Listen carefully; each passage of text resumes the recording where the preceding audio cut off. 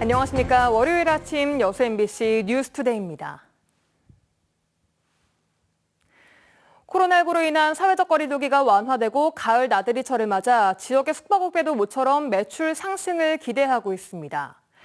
정부 차원에서 여행 숙박 할인 혜택을 지원한다고 해서 그 기대는 더 커졌지만 정작 지원이 대형업소에만 집중되다 보니 영세 숙박업소들은 오히려 고객을 빼앗기고 있다며 영업난을 호소하고 있습니다. 임지은 기자가 취재했습니다. 8년째 광주에서 게스트하우스를 운영 중인 배미경 씨. 코로나19 이전과 이후 운영 상황을 비교하면 월 평균 1,000만 원가량이던 매출이 절반 수준으로 곤두박질 쳤습니다. 업소 운영을 위한 최소 경비와 숙박 플랫폼 수수료까지 내고 나면 남는 게 없는 실정입니다. 사회적 거리 두기가 완화되고 가을 여행철이 됐는데도 매출 상승이 신통치 않은 건 마찬가지입니다. 어쩔 때 이제 인건비도 안 나오고 적자날 때는 저희가 이렇게 임의로 적자를 저희가 메꿔야 돼요. 그래서 대출도 받기도 하고 했었는데.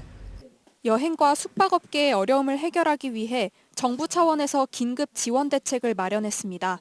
문화체육관광부와 한국관광공사는 코로나19로 주춤했던 지역 관광 사업을 다시 활성화하자는 취지로 축제 가는 달이라는 할인 행사를 기획했습니다.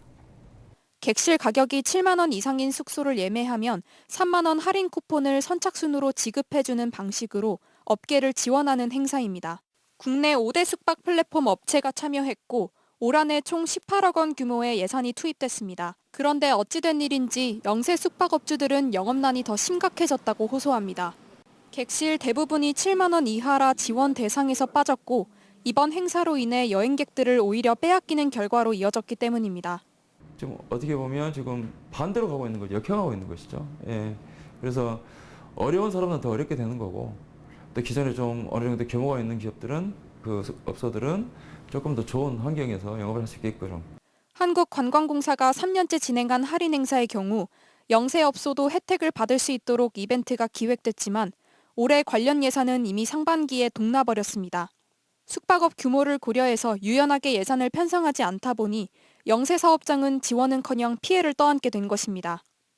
안타깝게도 이번 이 프로모션 때는 적용이 안 됐던 게 사실이고요.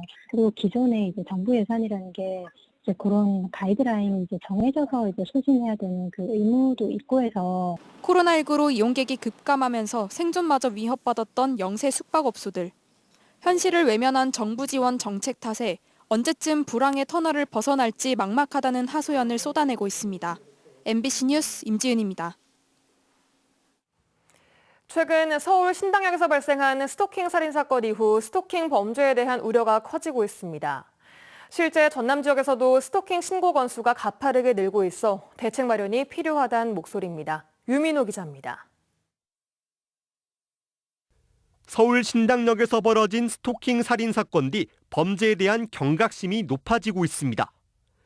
피해자와 같은 성별, 나이대인 이들이 느끼는 안타까움과 두려움은 더 클 수밖에 없습니다. 주변에서도 이런 일이 일어날 수 있을 것 같다는 생각이 좀 무섭기도 하고. 뉴스 보고 나서 조금 저녁에 다닐 때 좀 무섭다는 생각은 들긴 하죠. 괜히 좀 흠칫하고. 대면뿐 아니라 SNS와 전화, 메시지 등으로 특정한 시간과 장소를 가리지 않고 일상으로 파고든 스토킹 범죄.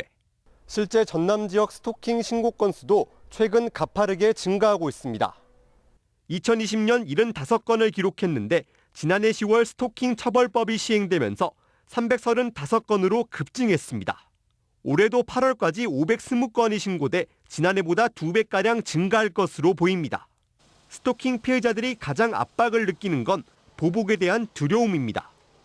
용기를 내 경찰에 신고하고 법적 대응에 나서 혐의를 입증해도 불구속으로 풀려나는 경우가 대부분입니다. 형사 입건 건수는 지난해보다 5배 가까이 늘었지만 대부분 불구속 송치됐고 구속된 경우는 5건에 그쳤습니다. 현장에서는 피해자가 합의하면 처벌하지 않는 반의사불벌죄 조항을 없애고 형량도 강화해야 한다는 목소리가 나옵니다. 가해자들이 보복할 수 있다는 불안감도 있을 뿐더러 이게 법적 대응을 하더라도 집행유예나 형량이 되게 줄 수밖에 없는 것 같아요. 좀 더 스토킹 범죄에 대해서 피해자를 보호하는 방향으로 최근 경찰과 정치권은 불송치된 스토킹 사건까지 다시 전수조사하는 등 대책 마련에 들어갔습니다. MBC 뉴스 유민호입니다. 야외 활동이 많은 가을철을 맞아 야생 진드기에 물리지 않도록 주의가 요구됩니다. 전라남도 보건환경연구원에 따르면 지난해 발생한 쯔쯔가무시증과 중증 열성 혈소판 감소 증후군 환자 가운데 대부분이 9월에서 11월 사이 발생했으며 사망자도 이 시기가 가장 많았습니다.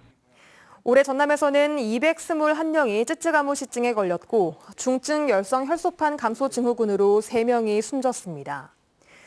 도보건환경연구원은 야외 활동 시 야생 진드기에 물리지 않도록 피부 노출을 최소화할 것을 당부했습니다. 코로나19로 중단됐던 여수 거북선 축제가 3년 만에 다시 개막합니다.